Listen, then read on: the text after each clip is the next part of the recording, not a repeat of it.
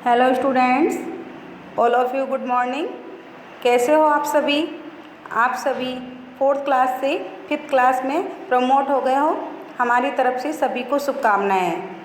आप सभी को मालूम है कि अपनी इंग्लिश की 2 बुक्स लगती हैं, जिसमें अपन इंग्लिश रीडर बुक्स पढ़ेंगे और उसमें फर्स्ट चैप्टर रहेगा वी सेल ओवरकम।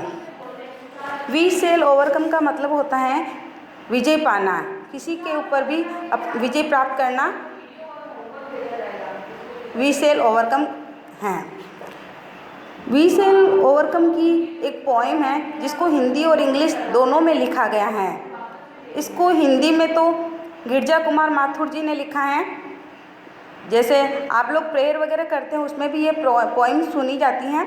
हम होंगे कामयाब, हम होंगे कामयाब, हम होंगे कामयाब एक दिन, ओहो मन में है विश्वास, पूरा है विश्वास।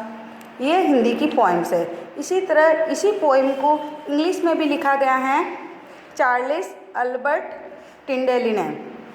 ये इंग्लिश में लिखी गई हैं और ये भी अपन प्रेयर के अंदर बोलते हैं, we shall overcome, we shall overcome, we shall overcome someday. इस तरह इस चैप्टर को पढ़ने से पहले अपन इस लेसन की वर्ड मीनिंग को देख लेते हैं, जिससे अपना चैप्टर इजी हो जाएगा। इस लेसन की फर्स्ट वर्ड मीनिंग है फ्री। फ्री का मतलब होता है इंडिपेंडेंट। इंडिपेंडेंट का मतलब होता है मुक्त, बिल्कुल आज़ाद, स्वतंत्र, फ्री होना। टुडे, टुडे का मतलब होता है दिस डे। दिस डे का मतलब होता है आज।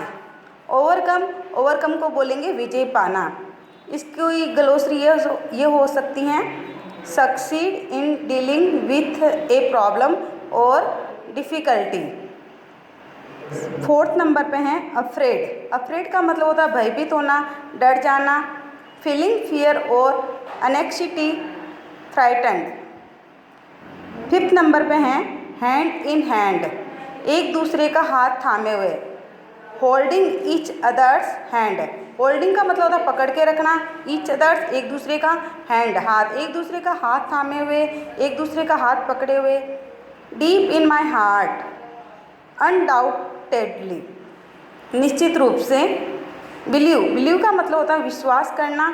जैसे to think that something is true, correct और रियल, इसको अपन बोलेंगे बिलीव। पीस, पीस का मतलब होता है शांति। A period of time when there is no war और violence and people live happily. अस, अस का मतलब होता है वी ऑल, हम सब। ट्रूथ, ट्रूथ का मतलब होता है सच, इसको अपन बोलते हैं ट्रू।